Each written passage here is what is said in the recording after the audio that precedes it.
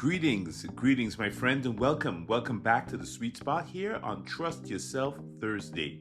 I want to compliment you. You've been with me all week, walking through this journey of hidden revelations. And man, are we getting insights. Man, has this been helpful. Wow. So, beautiful souls, welcome. You are doing just fine here on Trust Yourself Thursday. I'm Dr. Derek Sweet. As you know, I'm a board certified psychiatrist and I'm your guide also through this deep inner work we've been doing here on high performance.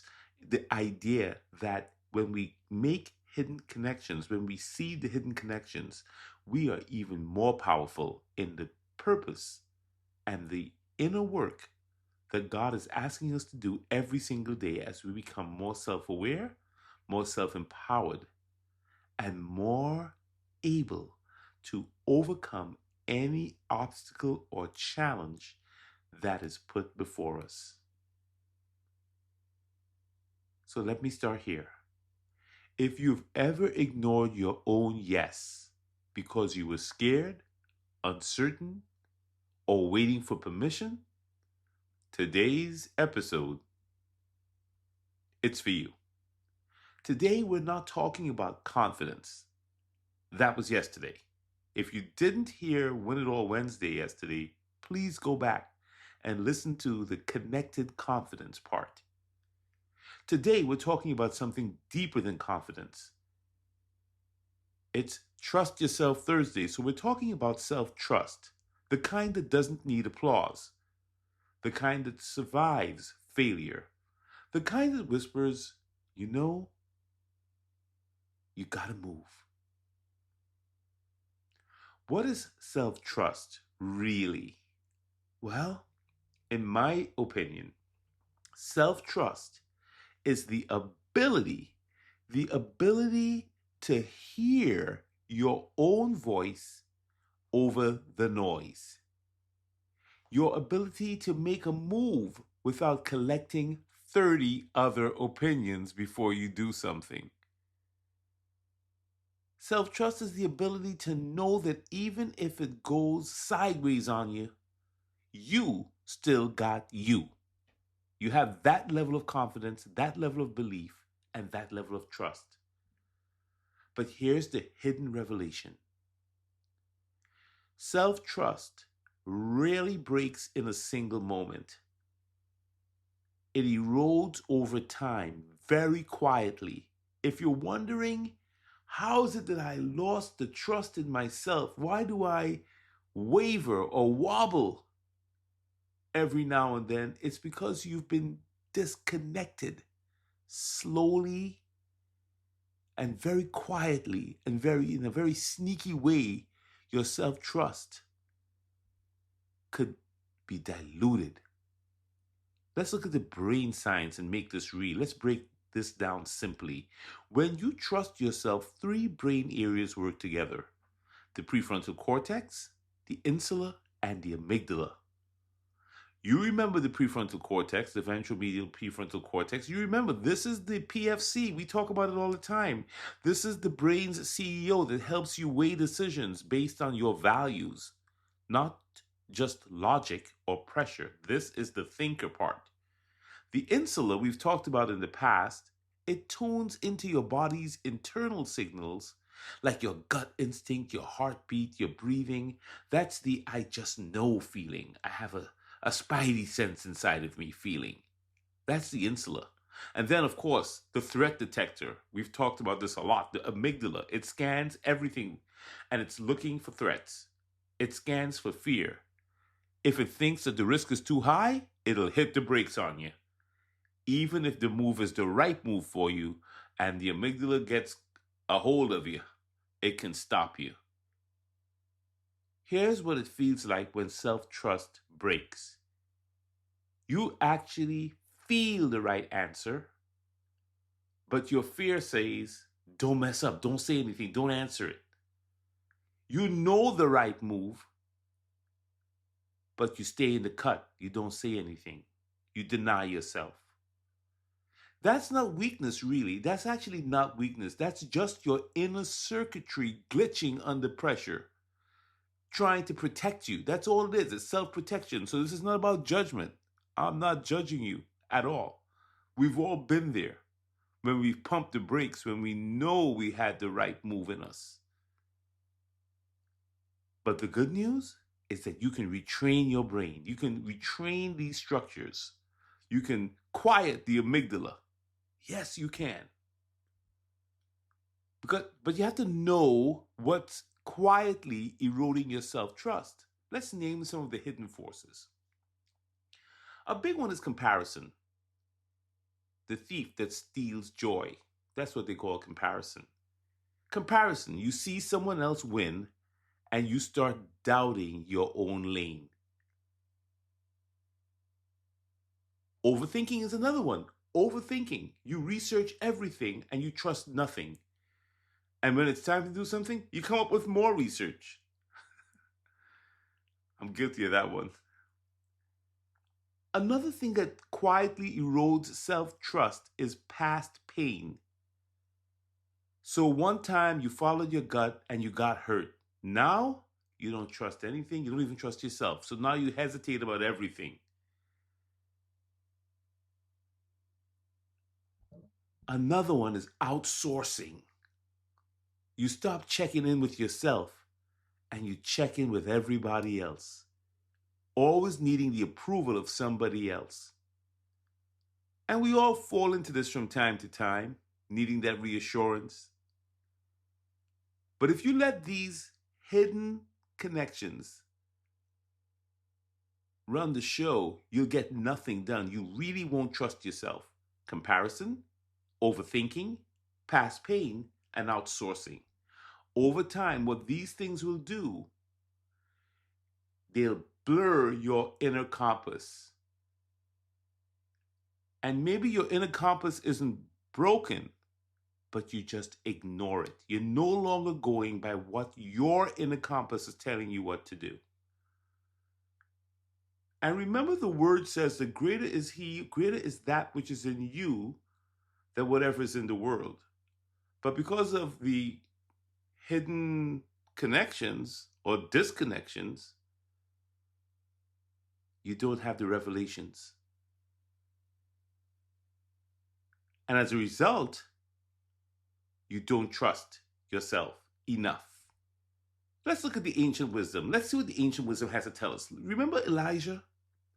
He was a prophet, a bold, dramatic spiritual leader who stood up to corrupt kings back in the day. One day, according to ancient wisdom, he called down fire from heaven in a spiritual showdown. He faced off against hundreds of false prophets, hundreds, and he won. It was one of those big public victories that cannot be denied. And you know what happened to him immediately thereafter? That happens to so many of us after we've had a big victory? He just collapsed. He just got drained emotionally, physically, and spiritually, and he just ran away, just wanted to go hide in the cave somewhere, and basically said, God, I'm just done. I'm just done. Have you ever been there? You've put on some big event, you've been on display, you nailed it, you did great, but then afterwards you were just like spent, flabbergasted, whatever it is. And in his story, here's what happened. God did not yell at him. God didn't send like thunder to wake him up. God didn't flex with fire or anything. God visited him. But you know how he did it? In a whisper, a gentle voice, a quiet voice, low, personal. And you know what it said? You are not alone. I am still with you. You're not done yet. I know I'm talking to somebody right now. I don't know who you are exactly, but you needed to hear it that way. You're not alone.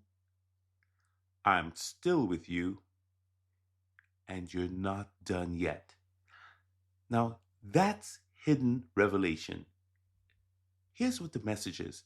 Even the strongest among us, doesn't matter how strong you are, people break and they have disappointments and they kind of lose it after a big win or a big victory, or they've poured so much of themselves into something that they feel depleted. Yeah. And why is that? Because we confuse performance with peace of mind. They're not the same thing. Because, say it with me, performance doesn't equal peace. Period. Just because you delivered doesn't mean that you're okay. Just because you crushed the meeting, you crushed the game, you hit the numbers, you made everybody happy, you came out on top, you gave the best speech, sermon, talk ever, you held the family together, everybody was praising you and thought you were all that and the proverbial bag of chips, doesn't mean that you don't get exhausted, you don't get anxious, and quietly, you don't fall apart. The world rewards what you do, but your peace lives in who you are when you're no longer performing. See, that's the key.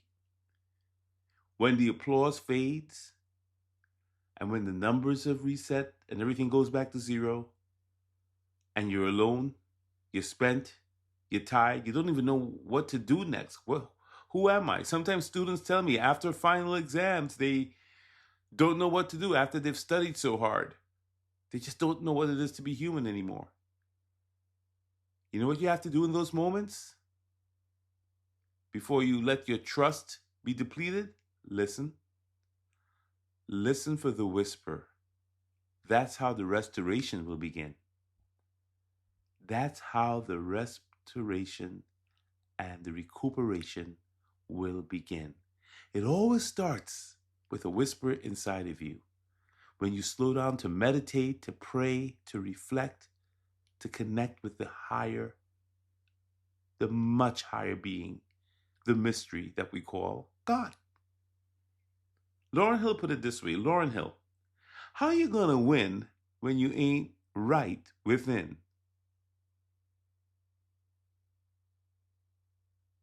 That's not just self-worth talking. That's self-trust talking. Real life, real life. If you're second guessing yourself constantly, if you can't move without someone co-signing every move you make, you're not really broken, you're just kind of disconnected. Self trust returns when you start honoring what's already been planted in you and you reconnect to that power that's already in you. There's a wonderful psychologist called Carl Jung. He was the father of analytical psychology, and he had a quote that I loved. It said, "The privilege of a lifetime is to become who you truly are." But how do you become that person? You become that person by not mimicking anybody else. Don't be a copycat. Don't look at anybody else and try to be them. You become that person by not waiting until it's perfect for you to act. You trust the rise and fall. You recognize that life is not perfect, that you're going to mess up, and that you know what? You can fall down 7, but get up 8. You become you by remembering what's true and acting like you believe it, starting right now. So here's your internal playlist for today. Remember that self trust isn't taught, it's remembered. Nobody has to teach you self trust. You have to remember. You already had it. It's just been layered under all the noise around you. Slow down, get in a quiet space. Remember all the little victories, all the little hurdles you've overcome, all the obstacles that you've dealt with. And believe that. Doubt can be very loud. Doubt can be extremely loud. But you know what's louder than doubt? Truth. Truth is steady. When the world is screaming at you, tune into the quiet, the whisper, the truth that greater is he who's in me. Greater is that which is in me than whatever's in the world. That if God is for me, who can be against me? You don't rebuild self-trust by being perfect, my friend. You rebuild it by being honest. The next move doesn't need to be flawless, it just needs to be faithful. Your instincts are an ancient GPS. Stop overriding them. Let them lead the way. Trust the path you are wired to walk. So here's what I want you to do today. Take a minute and just be still. Close your eyes. Ask yourself, what do I know? What do I know deep in my spirit, deep in my soul, deep in my heart that I've been ignoring? Then breathe and listen. Don't rush. Breathe and listen. And then act.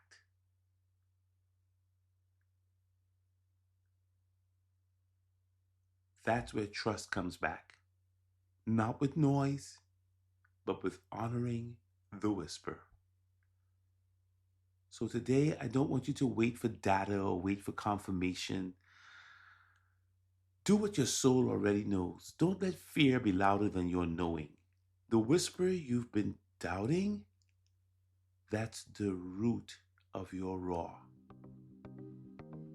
Thank you so much for listening to The Sweet Spot. I'm Dr. Derek Sweet. And tomorrow, we're going to be delving into Finish Strong Friday. Because there are hidden connections and hidden revelations we need to explore that will help us overcome any hurdle and also get us to the finish line. If you like what you heard today, please share it with someone that you care about. And if you haven't subscribed, I invite you to subscribe to this channel. I'm Dr. Derek Sweet. Take care, and I'll see you tomorrow.